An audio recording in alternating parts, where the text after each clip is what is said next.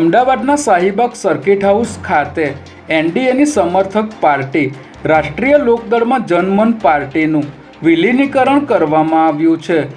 લોકદળ પક્ષના રાષ્ટ્રીય સંગઠન મંત્રી ત્રિલોક ત્યાગીએ પ્રેસ કોન્ફરન્સ કરી આ મામલે માહિતી આપી હતી, જેમાં રાષ્ટ્રીય સંગઠન મંત્રી ત્રિલોક ત્યાગીએ જનમન પાર્ટીના ગુજરાત પ્રમુખ પ્રકાશ રાજપૂત સહિતના તમામ હોદ્દેદારો અને કાર્યકરોને રાષ્ટ્રીય લોકદળ પક્ષનો ખેસ પહેરાવી લોકદળ પક્ષમાં વિલીનીકરણ કરાવ્યું હતું.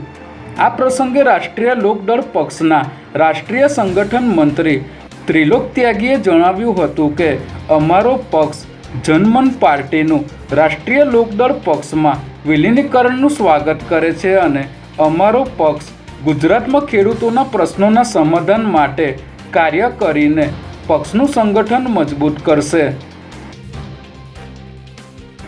સ્વર્ગસ્થ ચૌધરી ચરણસિંહજીની વિચારધારા અને માનનીય રાષ્ટ્રીય અધ્યક્ષ શ્રી જયંત ચૌધરીના નેતૃત્વમાં પાર્ટીને આગળ વધારવા માટે આ વિલીનીકરણ કરવામાં આવ્યું છે. ત્યારે જનમન પાર્ટીના ગુજરાત પ્રમુખ પ્રકાશ રાજપૂતે જણાવ્યું હતું કે અમારી પાર્ટી એનડીએ સાથે જોડાયેલી છે અને હવે સંગઠનને વધુ મજબૂત કરીને ગુજરાતમાં કામ કરવા માટે રાષ્ટ્રીય લોકદળ પાર્ટી સાથે જોડાયા છીએ, જેથી હવે નવું સંગઠન તૈયાર કરી મજબૂતાઈથી કામ કરીશું.